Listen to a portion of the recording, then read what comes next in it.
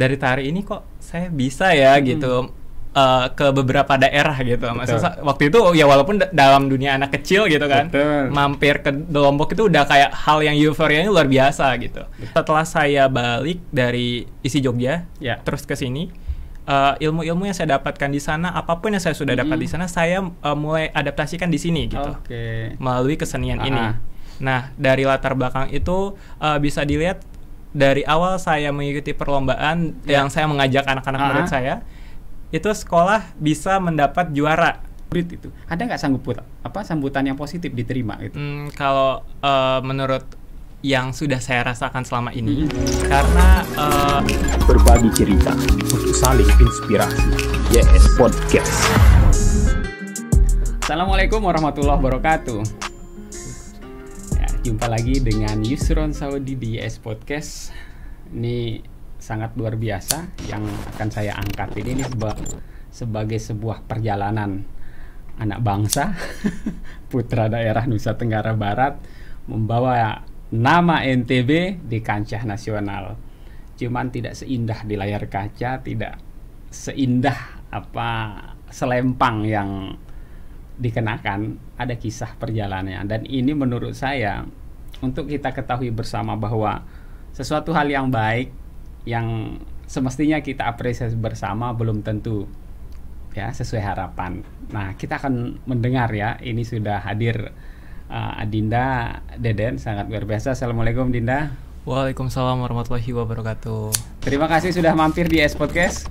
Baik. Sangat luar biasa. Ini Putra Kesenian Indonesia 2022.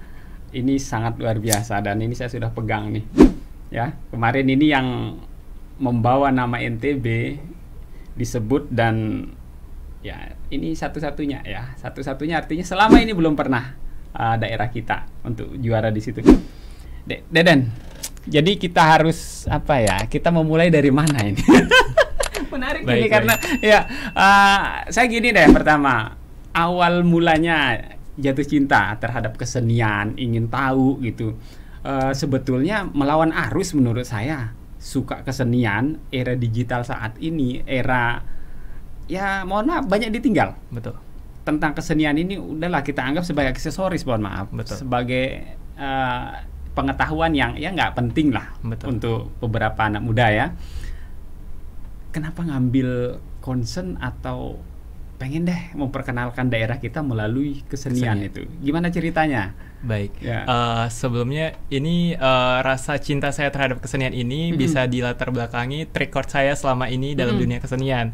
Jadi saya sebelumnya sudah suka dengan dunia kesenian, khususnya seni tari. Seni tari yang ada di Nusa Tenggara Barat. Itu saya dedikasikan diri saya untuk terus belajar seni tari ini sampai mengantarkan saya di gerbang pendidikan tingkat sarjana. Itu masuk ke salah satu kampus institut seni terbaik di Indonesia, ISI Jogja, Yogyakarta. Di mana ISI Jogja ini adalah salah satu kampus negeri yang memiliki record peringkat 1 tingkat Asia kategori seni pertunjukan atau art performing-nya. Nah, jadi itu yang mengantarkan saya untuk cinta dan terus mencintai budaya kita, khususnya budaya NTB ini. Budaya NTB. Gitu. Berarti ya memang suka gitu ya. Suka dengan. Terus kemudian kan tidak cukup dengan suka. Betul. Implementasinya atau sudah sering mengikuti lomba tari apa seperti apa dulu? Jadi karena saya sudah dengan rasa suka, dengan rasa cinta, dedikasi saya secara penuh saya lakukan itu. Sehingga hal itu mengantarkan saya ke gerbang bisa dibilang sedikit keberhasilan gitu, yang mengantarkan saya di event-event nasional maupun internasional. Alhamdulillah dengan tari ini, khususnya tari Nusa Tenggara Barat, sudah bisa mengantarkan saya di beberapa wilayah di dunia ini. Salah satunya waktu itu kami ada tur Eropa, kami ada tur ASEAN, tingkat Asia. Waktu itu kami berada di Thailand, Kuala Lumpur, dan beberapa negara Asia untuk promosi budaya Indonesia pada saat saya kuliah gitu. Nah, tapi sebelum jauh dari itu, waktu SD SMP pun saya sudah gemar dengan tari gitu. Nah, dengan gara-gara itu saya bisa waktu itu kan saya tempat tinggalnya di Sumbawa. Bisa mengantarkan saya untuk melihat Pulau Lombok gitu untuk pertama kali gitu. Luar biasa. Jadi kayak dengan tari ini saya bisa dari waktu saya SD gitu ya. Jadi dari tari ini kok saya bisa ya gitu ke beberapa daerah gitu. Maksudnya waktu itu ya walaupun dalam dunia anak kecil gitu kan, mampir ke Lombok itu udah kayak hal yang euforianya luar biasa gitu. Nah akhirnya saya ke Lombok waktu pertama kali. Di situ mulai rasa ketercintaan akan hal ini gitu loh. Ya udah saya tekuni. Gitu. Kayak jadi bangga ya dengan apa yang dilakukan ketika masa kecil kan kita apa yang ada di depan mata kan. Betul. Nggak berharap banyak. Nggak muluk-muluk. Ya, nggak muluk-muluk gitu ya. Jadi dengan tari bisa mengantarkan saya menyeberangi Pulau Sumbawa. Ya, akhirnya sampai di Pulau Lombok di Mataram di ya. Awalnya. Ya, dan memiliki misi juga berikutnya karena sudah terpatri ya. Betul. Berarti tari ini bisa suatu saat membawa saya jauh melalang buana. Betul. Dan itu sudah dibuktikan. Alhamdulillah sudah.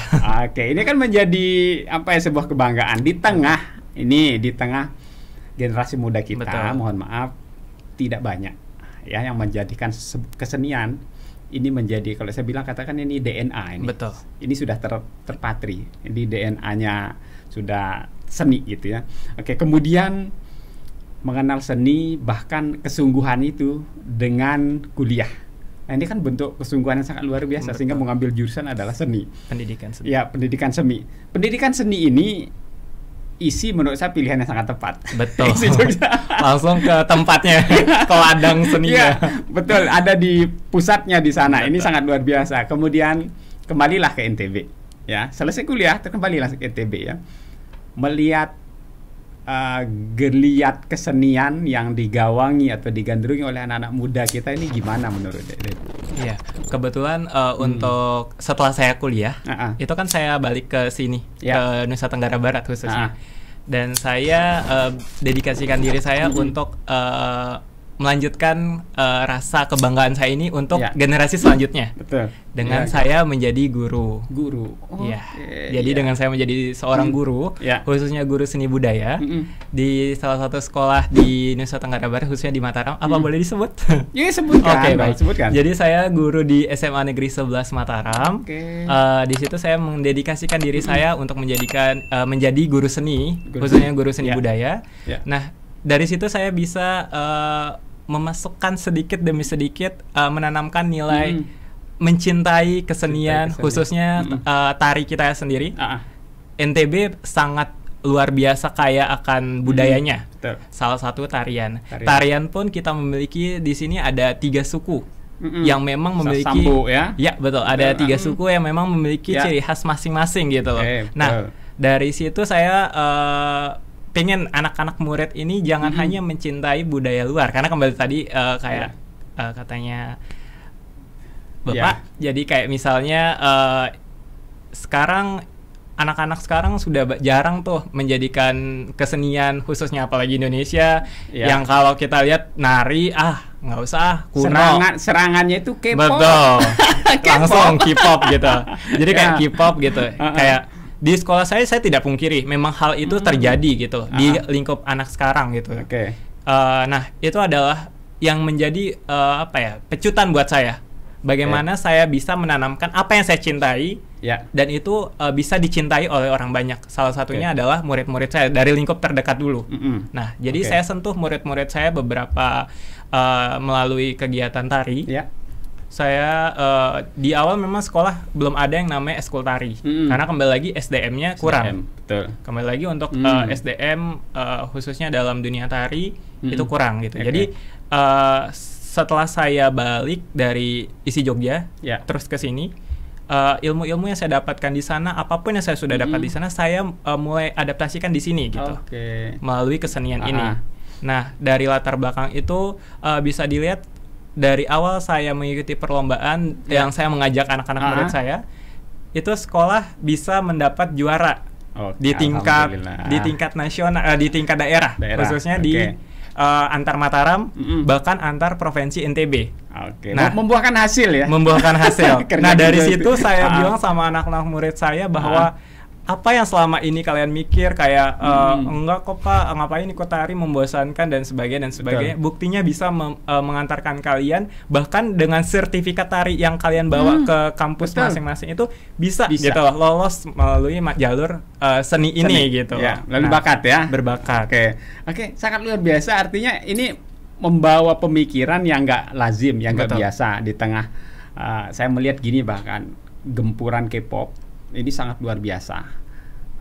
K-pop ini sangat mengeliminir budaya daerah kita, apalagi tarian. Dan melihat tarian pun saya agak, kecuali di pertunjukan ya.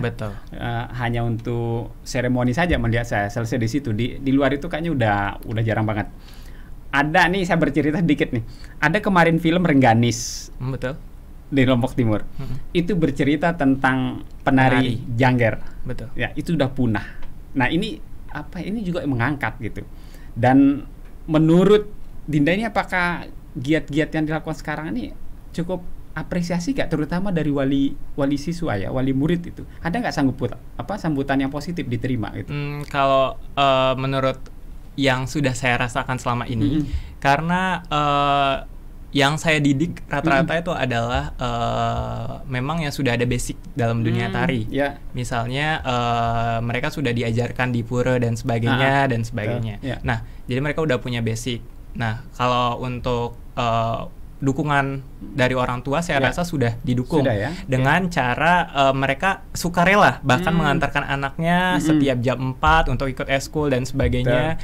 Bahkan kalau misalnya kita ada extend waktu buat di pulang sekolah, ditunggu sama orang tuanya gitu. Tapi saya rasa itu juga belum maksimal oleh semua orang tua gitu. Jadi masih juga banyak ini edukasi yang saya ingin sampaikan ke semua orang, bahwa tarian itu tidak selamanya negatif. Pertama, dalam dunia tari itu tidak selamanya dan tidak bisa dibilang nari itu bakal hal-hal yang negatif lah ibaratnya gitu. Anggaplah nggak punya masa depan. Nah, itu ya sering dikatakan.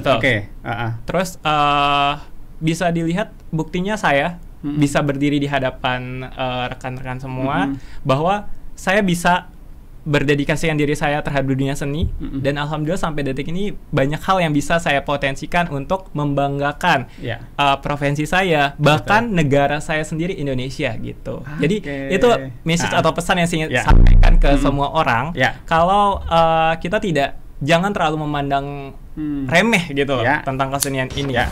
Gitu. Kita khususnya tari ya. Karena memang tari, mohon maaf, ini stigmanya lebih banyak minor di tengah masyarakat kita. Mau ngapain belajar tari? Besar nggak bisa. Salah satunya sudah bisa diwujudkan, bisa menjadi tenaga pendidik. Nah, ini kan salah satunya.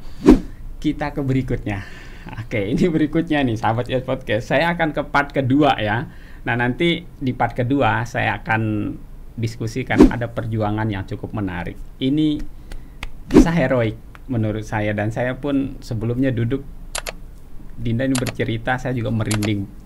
Sangat luar biasa ya. Kita ke part kedua ya setelah berikut ini. Tetap di YES Podcast. Assalamualaikum warahmatullahi wabarakatuh. Waalaikumsalam. Berbagi cerita untuk saling inspirasi. YES Podcast.